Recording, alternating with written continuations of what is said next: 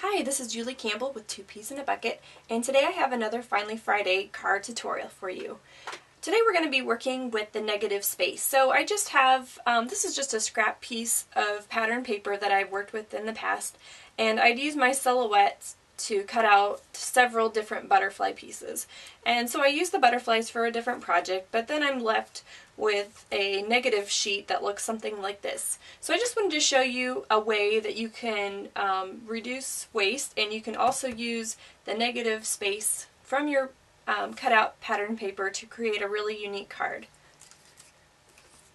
So what I've done, I've cut out the same butterfly image using my silhouette onto this neutral pattern paper, and this is paper from Studio Calico. Let's see, this particular sheet is from the Classic Calico collection. It's called Folio. And I've used my silhouette, as I mentioned earlier, but sometimes if you use just a handheld punch, you might have something similar, a little scrap hanging around. So what I've done, I've just trimmed my negative space paper down to size, and then I cut another piece of pattern paper that is the same size as my cutout, as you can see here. And the bottom piece of paper is also from Studio Calico. It's from their memoir collection. It's called Lovebird. But even though they're separate collections, they coordinate perfectly. So what I'm going to do, I'm just going to lightly adhere one sheet to the other. Just going to add a little bit of adhesive to a few spots. And just adhere that right to my paper. And I didn't use a lot of adhesive because I want to use my sewing machine to finish off the edges. So this is what the paper looks like after it's been machine stitched. And as you can see, because of the machine stitching, all of the little edges are secured in place now. I've cut another piece of pattern paper from Studio Calico. This is a standard A2 size, which means that it's 4 1/4 width by 5 1/2 length. And let's see. And then we're also going to be working with a standard craft card base that's the same A2 size. Just going to set that aside for a little bit. Okay, for the next step, I'm going to pull out some stickers from a sticker sheet. This is Studio Calico's Countryside collection, and these stickers can be found at Two Peas in a Bucket, as well as all the other products I'm using today. This particular sticker sheet happens to be on clearance right now, so you can get it at a really great price. So I picked up a couple of these because I really loved the colors and the different images.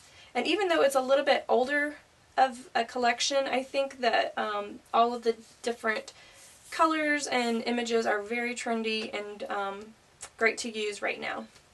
So what I'm going to do, I'm just going to take one of the little border stickers from the bottom and adhere that directly onto my pattern paper.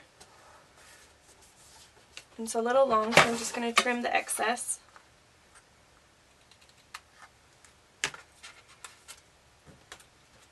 Okay, now I'm just going to take some foam adhesive and add that to the back of this piece of pattern paper to give, just give the card a little bit of dimension.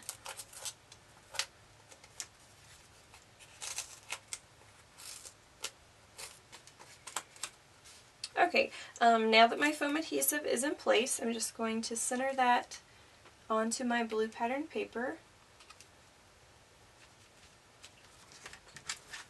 And then I'm just going to take the leftover piece of border sticker that we had cut previously, and I'm just going to slide that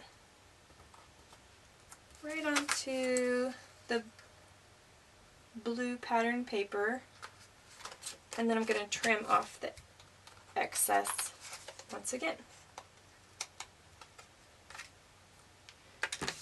Okay, and now it looks like our sticker sheet has continuously been placed along the front of the card.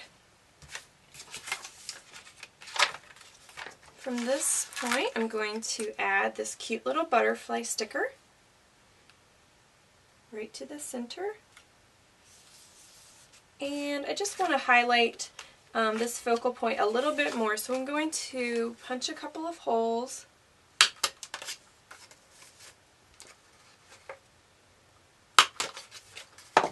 And then I'm going to add some of these glaze brads by Basic Gray.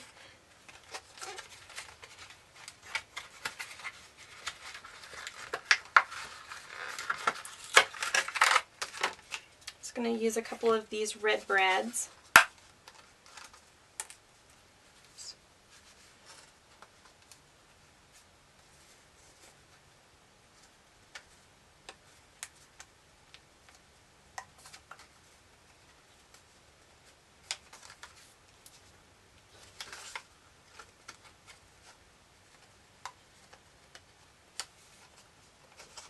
And I'm just going to loosely place those so that this top section will still be popped up from our foam adhesive. Okay, now I'm just going to adhere the card front onto the card base.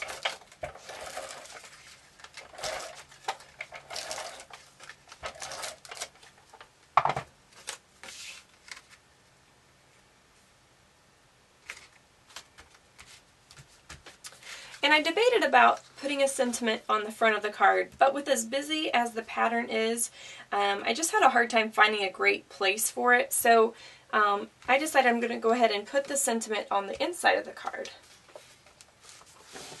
So I'm just going to pull out one of my stamp sets, and because this is a very basic card design, this card could be used for almost any occasion, a birthday, a miss you card, even a sympathy card. Let's see. And this is, I'm going to use this sentiment from Lawn Fawn's Harvest Season collection. And the sentiment reads, "You are a blessing to me," which I like to pull out cards that were originally intended for a different season and use it other times during the year. It just makes the product more versatile. And I don't like it to collect dust until fall, so it's a great sentiment that can be used anytime.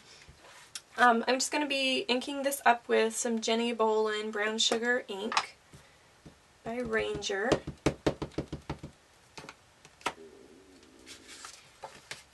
And center that here on the top of my card.